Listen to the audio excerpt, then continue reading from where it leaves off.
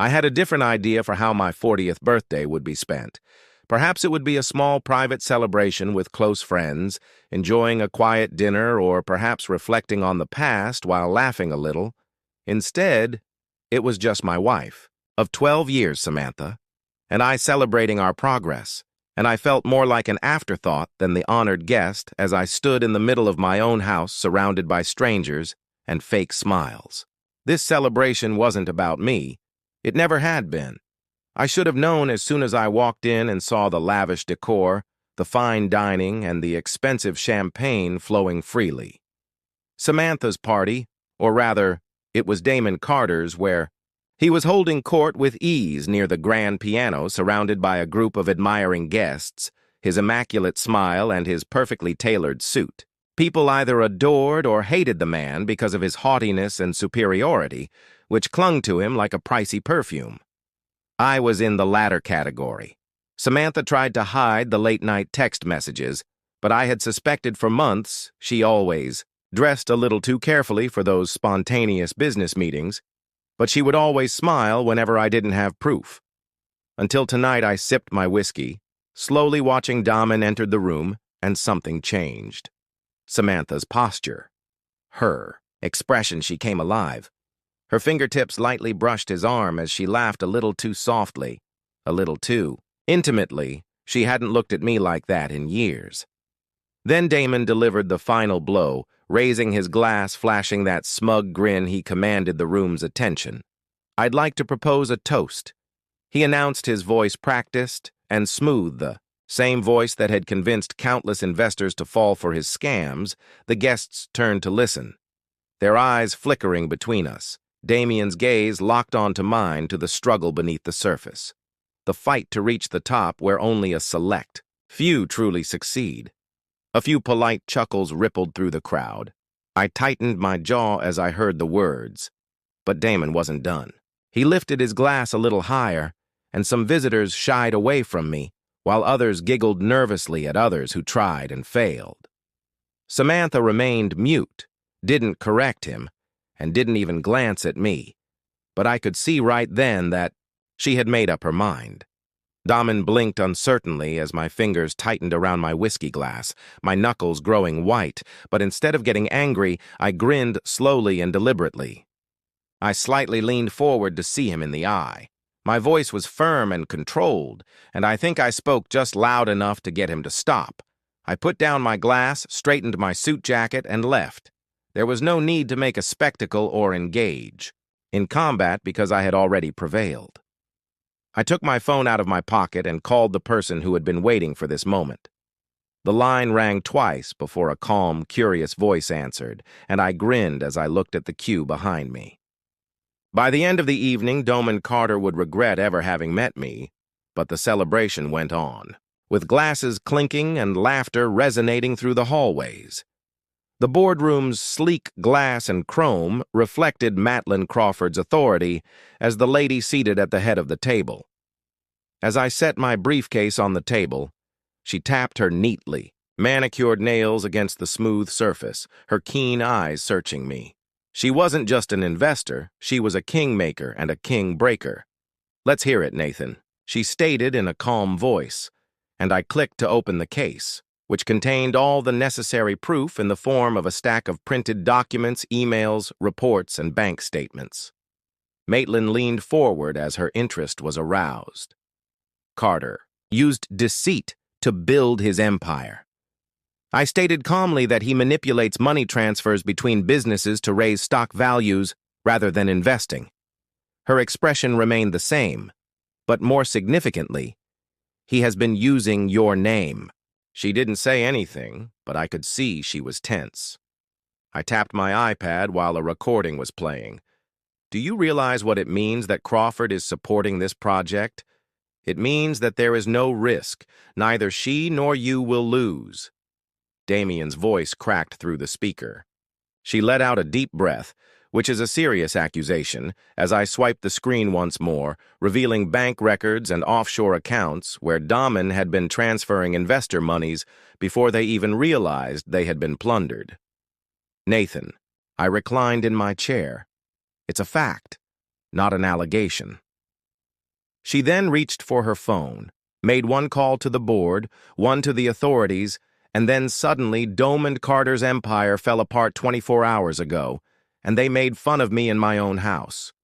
Tonight, I was the one celebrating, and I stood in my kitchen drinking whiskey while my phone screen glowed with breaking news. Carter Global was being investigated, so he was being scrutinized for FRA.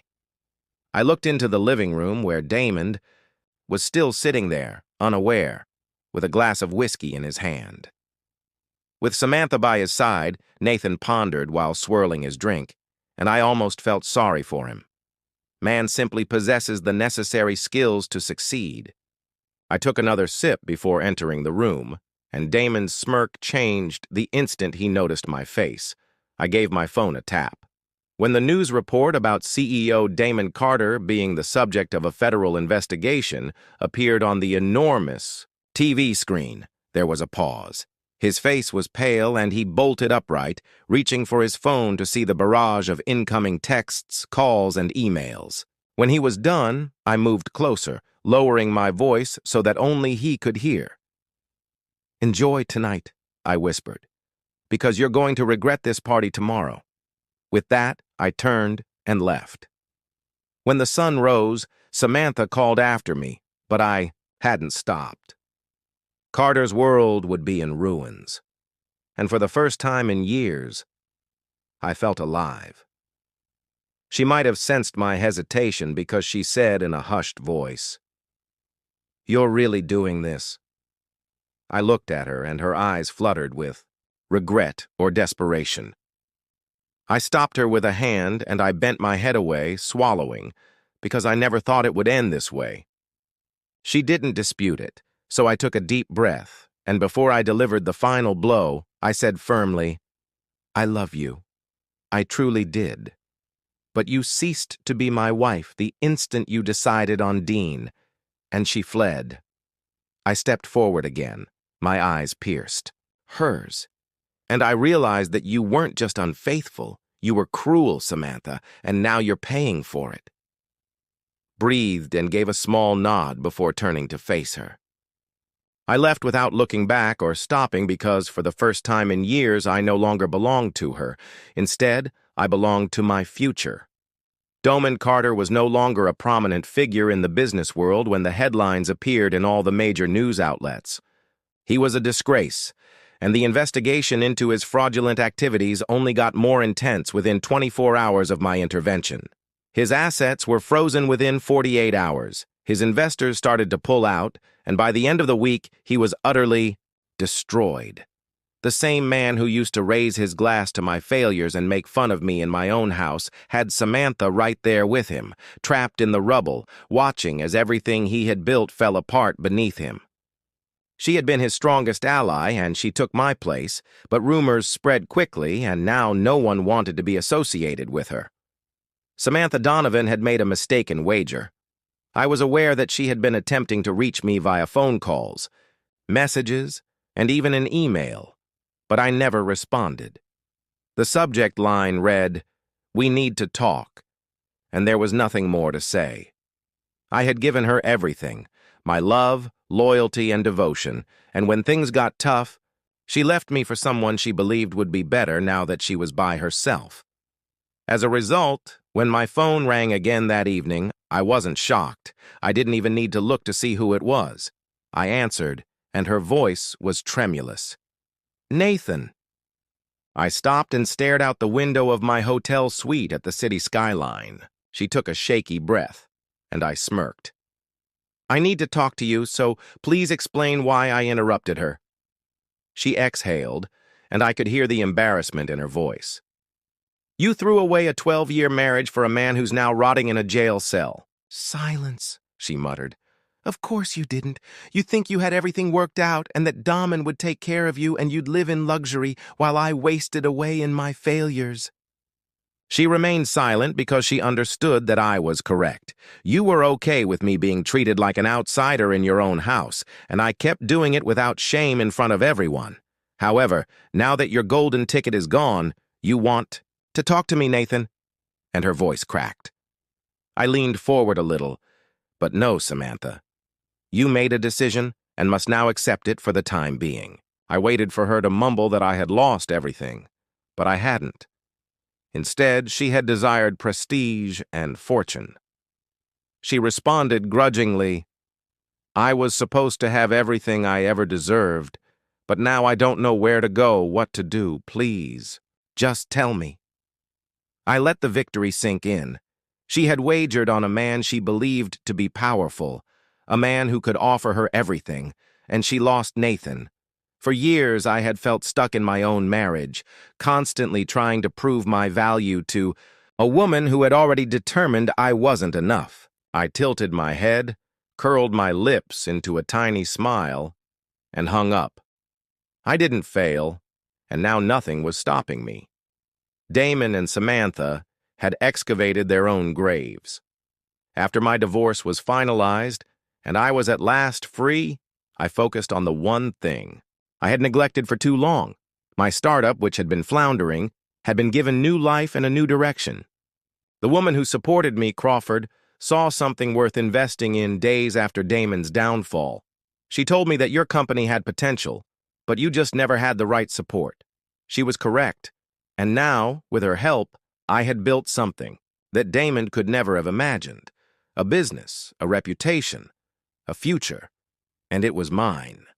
The man who was once made fun of for never succeeding was now a self-made millionaire, and the best part was that Damon wasn't even present to witness it. Samantha had always lived a luxurious life, spending years tearing others down to maintain her position at the top. But after Damon's arrest, she had nothing. No mansion, designer clothes, or elite social circle.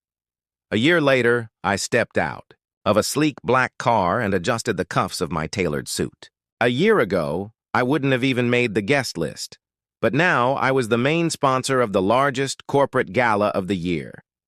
As I walked in, CEOs, investors, and business elites nodded in recognition that I was one of them, and then I saw Samantha standing in the back of the room. She didn't look the same.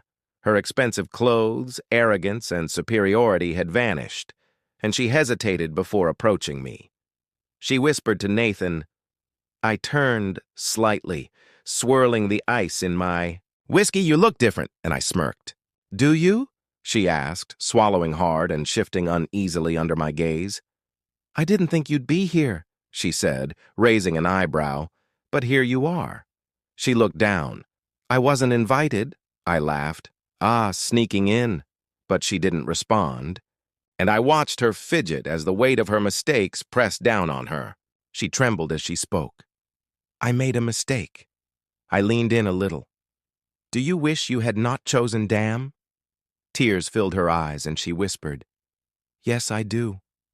A year ago, those words would have meant the world to me, but now they meant nothing. I had worked for years to be enough for her, and she threw it all away. I tilted my head and looked into her eyes one last time, and she winced. But she didn't argue. Are you happy? For the first time in years, she asked me how I measured my happiness, by my own standards, not by hers, and I smiled. I've never been happier. She gave a slight nod, as though she had been expecting that response, and then turned to leave, and for the first time in my life, I let her go.